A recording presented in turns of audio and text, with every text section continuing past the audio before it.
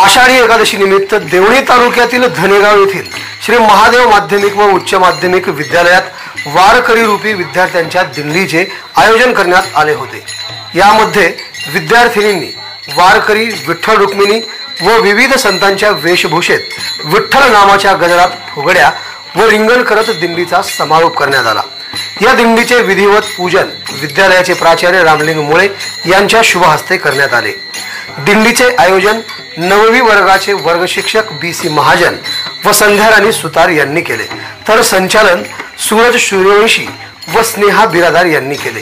गणित व विज्ञान विषयाचे शिक्षक हरिभक्त परायण RC धडे व इंग्रजी विषयाचे शिक्षक BC मुसळे व सेवक हरिभक्त परायण गोविंद जाधव यांनी भजन व कीर्तन करून दिंडीमध्ये रंगत आणली।